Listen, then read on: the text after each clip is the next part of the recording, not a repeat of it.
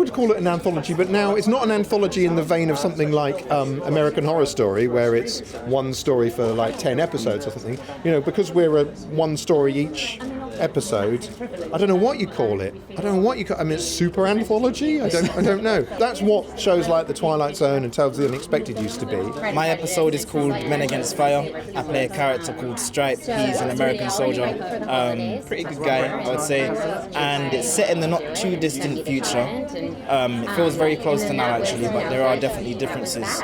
And basically, he's been assigned to protect a group of villagers from these vicious, feral, evil mutants. It revolves around two characters, one Kenny, who I play, a sort of withdrawn 19-year-old, and another, a man, Hector, played by Jerome Flynn.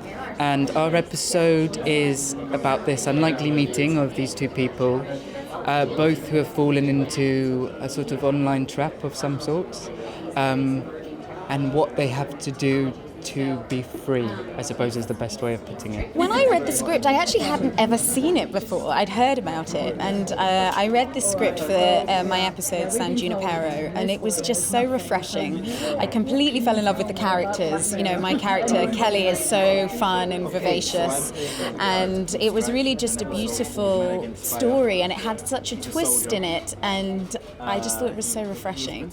So it was really a no-brainer to do it. It's one of those ones, I think, they're all very thought-provoking, you know, and I think each episode could almost be a movie in itself, and that was really exciting. It's basically about a world in which we rate one another, so it's not so different than our current circumstances, like, let's say, an Uber driver or a Yelp review or Airbnb. You know, you mutually rate one another, and so based on the rating system, you gain entry into certain kind of into certain opportunities of privilege. So that's the world. So I play a woman who wants to raise her ranking and will sort of do anything in order to raise her ranking, hence Nosedive. It is a story about two girls who went to school together, who have all the competitiveness that comes with that, and certainly in a school culture, that has translated into grown-up life.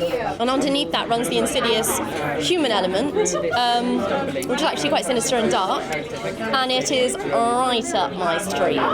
You know, it's Black Mirror, which is some of the most exciting and cutting edge and thought-provoking filmmaking and storytelling that's happening today, and it was sort of just one of those things, right? Like I came aboard before there was even a script. He sent me a treatment and I was like, yep, no, absolutely, I'm in. It's a Black Mirror, but I think it's an important one because Charlie's just so tuned in to the possibilities of what we can become and what we are becoming, and the effects of that on our psyche and our lifestyle and the dangers of it. And so yes, it's dark, but it's also like a warning cry.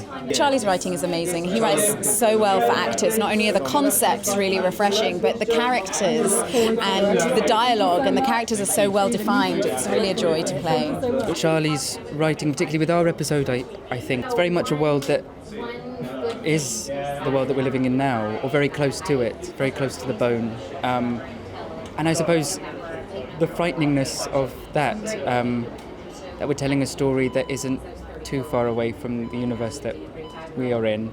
And yeah, how well that story is told in the writing was, that's what was exciting for me. I don't really have a favourite because they're all sort of different. But some of them seem weirdly easy to write. Some of them come out easily, and others you have a lot of plotting and you end up getting index cards and kind of drawing a diagram basically. And I don't really know which is best. I don't have a favourite though. That would be like picking a favourite child or something. My only hesitancy was the fact that me doing the episode would mean I would know what actually happens in it, and I don't get to watch it and find out.